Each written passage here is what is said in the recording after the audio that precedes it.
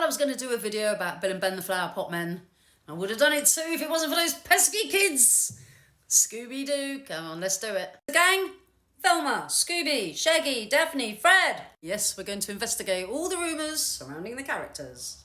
But first, the theme tune. Scooby-Dooby-Doo, where are you? We got some work to do now. Scooby-Dooby-Doo, where are you? We need some help from you now.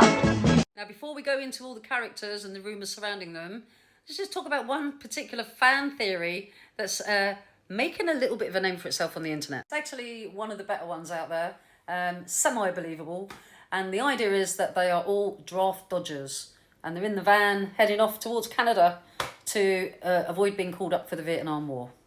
The cartoon first aired in 1969 at the same time as the Vietnam War, so let's investigate further. Shaggy's running because he's a hippie. He's like peace and love man, he don't believe in war. Velma is an anti-war activist. Because there is a suggestion that Fred might be a little bit light in his loafers, he probably wouldn't have been accepted into the army anyway back then. I mean, it was the 60s. They kind of thought it might rub off. And then there's Daphne, who is Fred's beard girlfriend, and she's just along for the ride. Velma. Velma is the brains of the outfit. She's the one who solves all the problems, all the puzzles, works things out, usually unmasks the guy at the end. And she's long been thought of as a lady who favours a comfortable shoe. This has never been proved as a scandalous rumour. However, in the new Scooby-Doo movie, she has a girlfriend called Coco. Shaggy and Scooby, you cannot tell me they were not stoners. Those guys always had the munchies. It's Fred. Fred was a bit of a snappy dresser. Oh, I'm a little bit close to his crotch. Oh, I'm sure he wouldn't mind.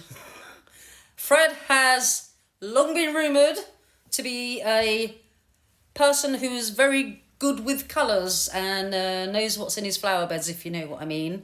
They totally denied this the whole time, although Freddie Prinze Jr. did play him under direction in that way in the Scooby-Doo movie in the early 2000s. I don't know what Fred's sexual orientation is. I know that, according to his biography, he was in the drama club and the glee club at school, and he was voted most handsome. He wears a really nifty little cravat all the time. Beard. Oh, we get to this little fecker. Scrappy-Doo was introduced in 1979 and was universally hated by everyone. He's actually credited with being the second most hated cartoon character of all time. Can't remember who the first one is.